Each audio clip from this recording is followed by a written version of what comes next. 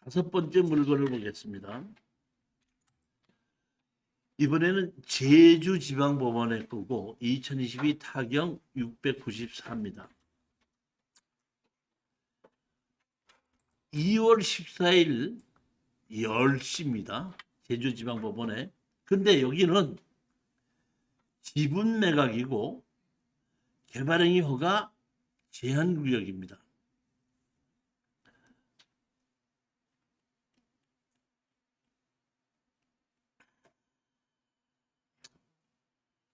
여기 보시면 지분으로 2962점에 5792에 2962 그러면 반이 조금 넘는 겁니다. 4억 500이 1억 9,800까지 떨어지는데 여기 토지거래 허가구역이기 때문에 일반 매매로는 팔지를 못합니다. 그러니까 여러분들이 이걸 낙찰 받아도 일반 매매로 팔 수 없다 이렇게 아셔야 되고, 이거는 낙찰 받게끔 되면은 다시 경매로 던져야 되는 겁니다. 다 팔아서 나누자.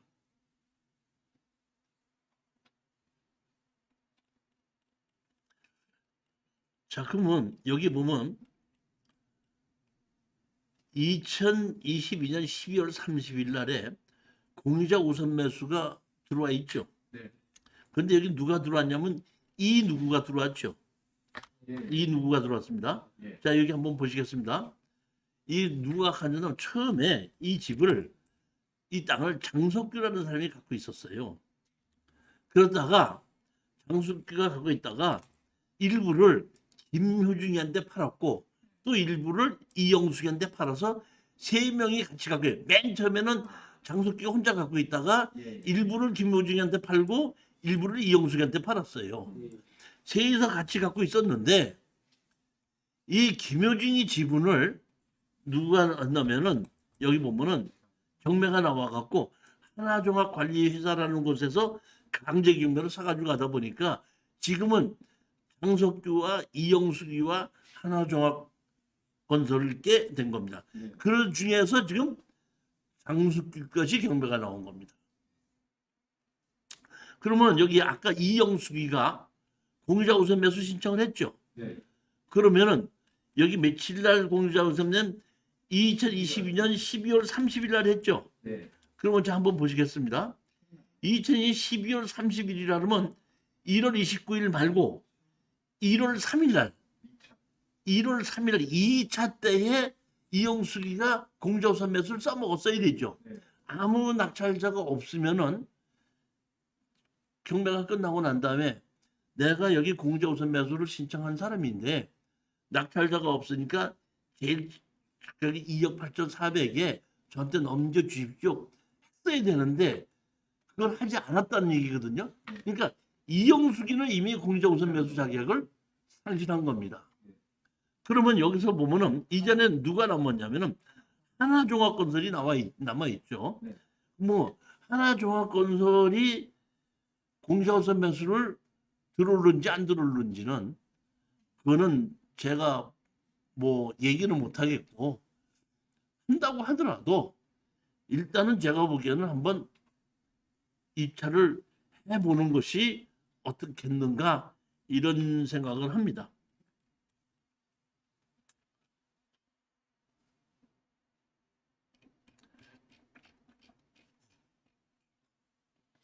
이게 임야다 보니까 일반 법인이 들어온 것 같아요. 농지가 아니고 누구든지 다 살 수는 있다는 얘기인데 네. 위치적으로 보면 제2공항이 생기는 곳이거든요. 예, 여기 보시게끔 되면 요 땅인데 요 땅이거든요. 여기 지적도상 이렇게 도로가 있고 이 지적도상 도로가 이렇게 있는데 이제 넓어요. 보면 계획관리지역인데 여기 보면 토지거래 허가 구역하고 제2공항 개발 사업 예정 지역 이렇게 돼 있죠. 네. 그렇기 때문에 이거는 토지거래 허가를 받기 위해서는 근처에서 뭐 실질적으로 농사를 짓는다든지 이런 사람에서 허가를 받기 전에는 등기전이 안 되기 때문에 제가 보기엔 꽤 어려울 거라고 봤기 때문에 이거는 경매로 사는 것이 맞아요. 그럼 우리가 이런 지분을 사놓고 우리는 뭐 내가 이걸 뭐 개발을 받지 않는 얘기가 아니니까 다 팔아서 나누자고 다시 경매로 넣게끔 되면 누군지 몰라도 이거를 전부 다 사는 사람이 있겠죠. 그러니까 49%까지 떨어지지 않고 제가 보기엔 이렇게 여기는 땅값이 상당히 많이 상승하고 있는 지역이기 때문에 예를 들어서 70%까지 떨어졌을 때에 누가 80%에서 85%의 낙찰을 받아간다 이런 얘기죠. 그러니까 제가 보기엔 우리가 지금 이걸 봤을 때 60% 정도 선의 낙찰을 받아서 다 팔아서 나누자고 해서 1년 정도 걸렸을 때에 80%에서 85% 정도의 우리가 법원에서 배상으로 받아올 수 있는 물건이라고 보는 겁니다.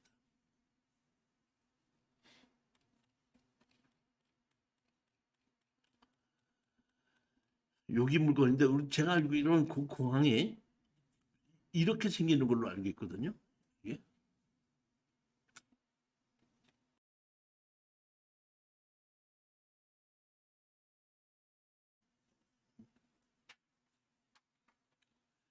일곱 번째 물건을 보시겠습니다. 대구지방법원 김천지연인데 물건은 구미시 고아호 문성 토지개발지구입니다. 대한민국에 제일 처음에 택지를 개발한 것이 박정희 정부 때에 강남을 개발했거든요. 강남을 개발해도 아무도 이사를 안 오다 보니까 할 수 없이 정부에서 서울에 있는 인류고등학교를 강제로 강남으로 옮겼었죠. 그 다음에 학원까지 옮겼었단 말이에요. 그 다음에 두 번째가 이제 또 크게 그 개발했던 것이 이 노태우 정부의 5개 신도시였죠. 5개 신도시를 할 때도 그 일산 같은 경우에는 3년을 두고두고 분양을 했습니다. 수의 계약으로. 그만큼 빨리빨리 안 됐지만. 근데 그 이후에 개발이 된다는 소리가 들리면은 특별같이 가서들 사느라고 난리치거든요. 무슨 얘기냐면은 정부나 지방자치단체에서 개발하면은 거기다가 기반시설을 만들어 준다는 겁니다.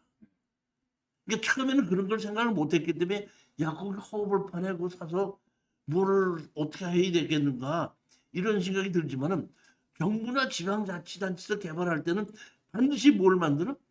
기반시설을 만들어 주고 용도 지역을 풀어줘 올리기 때문에 땅값이 3년이 걸리냐 5년이 걸리냐지 올라가긴 올라간다는 뜻입니다.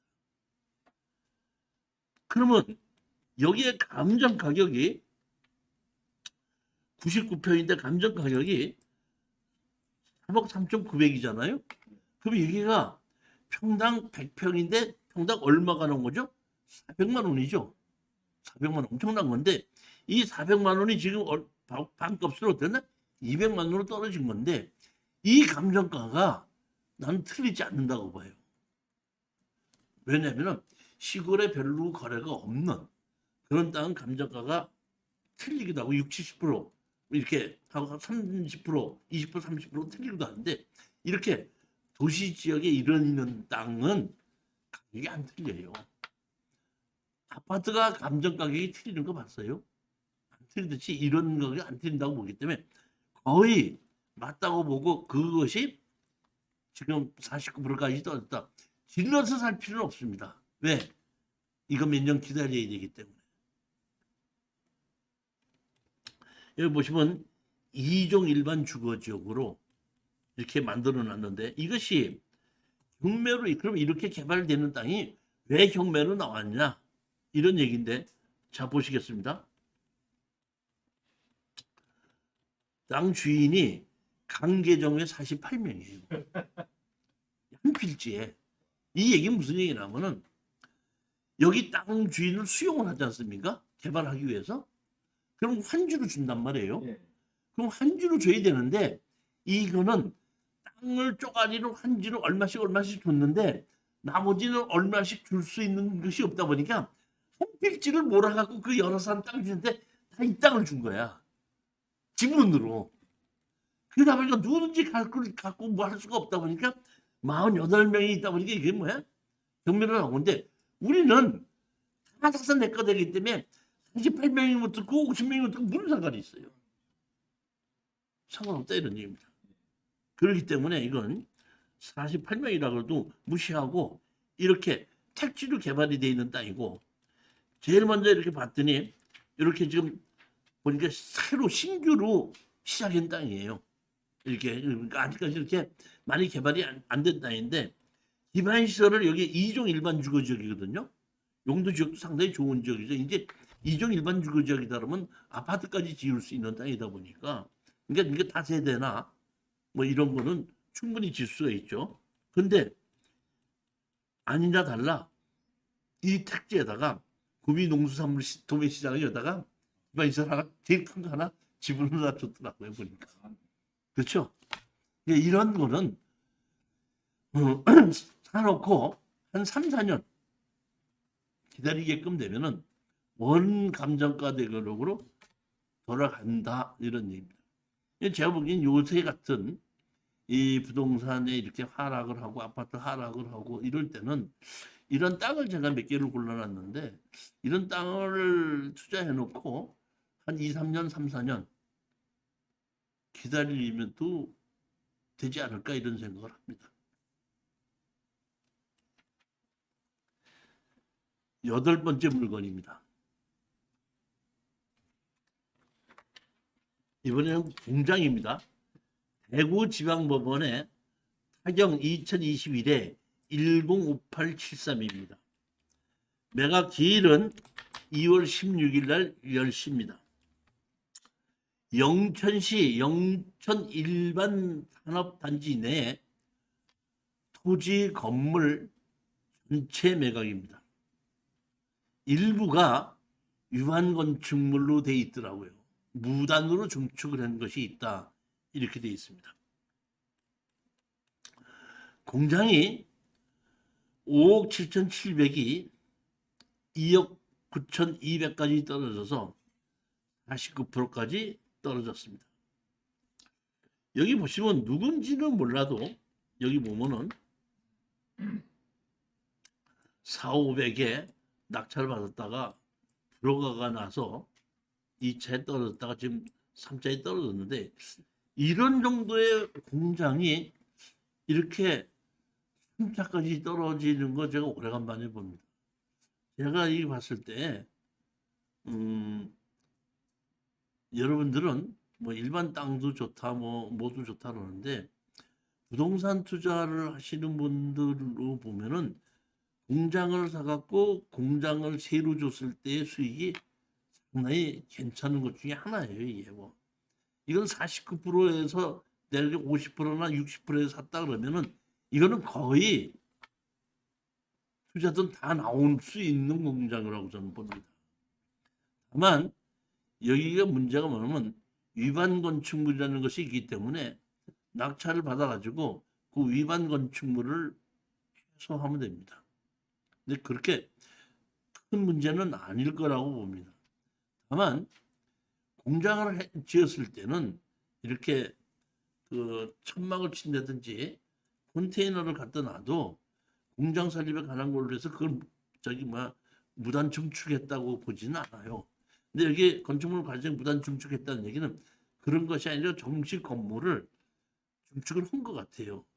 근데 제가 보기에는 그거를 정식으로 허가를 토지지 그랬나 싶은 얘기인데 토지가 지금 300평이지 않습니까?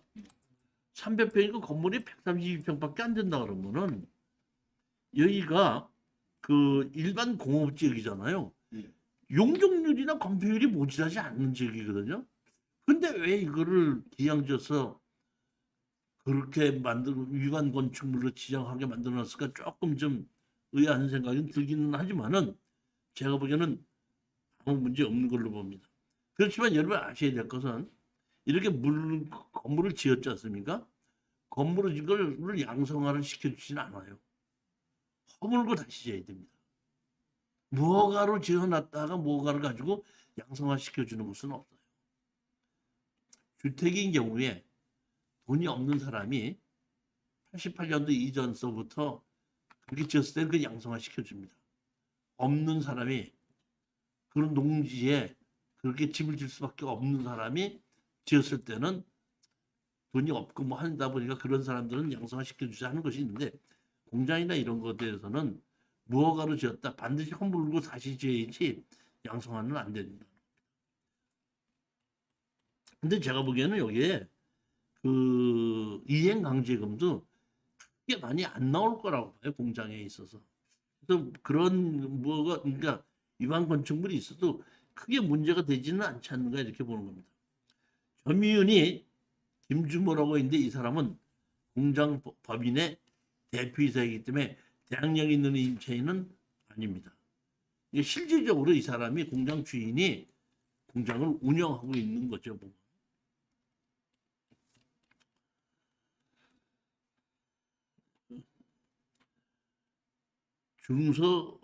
중소벤처기업진흥공단에서 5억 4천을 대출을 해주고 경매로 집어넣더라고요. 뭔가 좀 조금 어려운 것이 있는 모양인데 건축물 관리대장을 보면 여기 뭐야 보면은 위반 건축물이라고 이렇게 만들어져 있죠. 여기 보면 공장 기숙사 사무실 이렇게 있는데 여기 뭐야 사무실이 35제곱미터면은 10평 정도밖에 안 되는 거죠. 근데 제가 보기엔 이거를 무단으로 증축한 것 같아요. 제가 뭐 모르긴 그랬지만 제 봤을 때 그런 것 같아요 보면. 여기 보시게끔 되면은 건축 지적과에 의해서 시정명령 이렇게 했다고 그랬죠. 시정명령 무단 증축한 거 시정명령 했다 이런 얘기고 이 앞에 이런 땅에 있는 공장이고 감정평가사가 본 거고 우리 땅을 보면 이런 건데 이것도 제가 보기에는 이만큼이 있는데 이 실질적으로는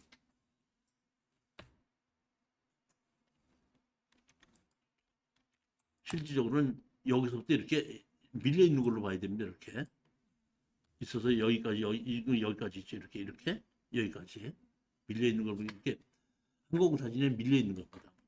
근데 제가 보기에는 여기 있는 집 있죠, 이거 이 집.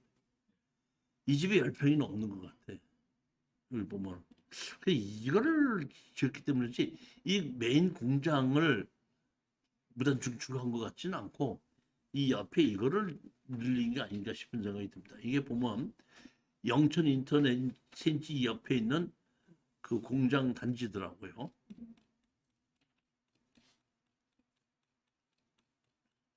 이 집이 지금 무허가로 진 집이 아닌가 싶은 생각이 든다는 얘기입니다. 이것이 10평은 넘어 보이지 않나 이게? 이 공장 자체는 무허가로 나중에 증축할 만한 것이 없어요. 이것이 아닌가 싶은 생각이 들긴 합니다. 그렇지만 이 공장에 보니까 내부가 상당히 잘 됐고 높아요 보면. 근데 이게 크레인은 없는 것 같이 보이죠? 그렇죠? 여기 원래는 여기 양측에 오버헤드 크레인이 있어가지고 물건을 안에 올리게끔 하고 이런 공장이 있다 그러면 오버헤드 크레인까지 있는 공장이다 그러면은 제가 보기에는 한 2만 5천 원 평당 한 2만 5천 원 정도 받는 거는 기본으로 받을 수 있는 건데 그건 없을 것 같기도 한데 그래도 내부 상태는 상당히 좋기 때문에 뭐 아무 이거 해볼 만하다. 저는 이 공장 해볼 만하다. 그렇게 생각합니다.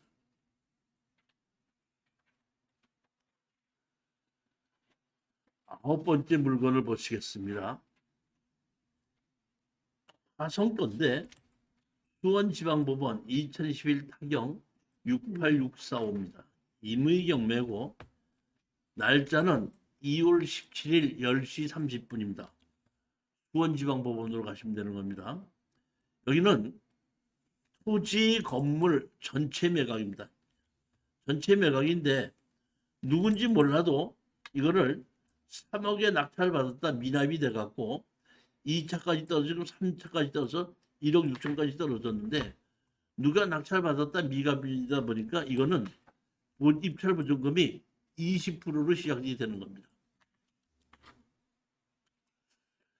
제가 이거를 아무 문제가 없는데 위치도 좋고 다 괜찮은데 불구하고 왜 이렇게 됐을까 떨어졌을까 봤는데 여기 보면 땅 가격만 해도 지금 2억 3,700이죠. 건물은 8,500이다 보니까. 근데 제가 보니까 세대주가 존재하지 않는다니까 전입세들이 없다는 얘기입니다.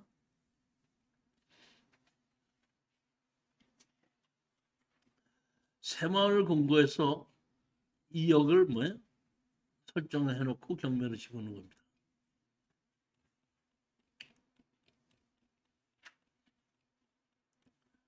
이 땅에 건물과 대지가 있는데 자 보시겠습니다. 여기 제가 지금 스마트 국토 정보에서 본 겁니다. 우리가 항상 이렇게 지도를 보게끔 되면은 위쪽이 북쪽이죠. 예. 그러면 여기서 봤을 때 이게 뭐냐면 이게 북쪽에 도로가 이렇게 있는 겁니다. 여기에.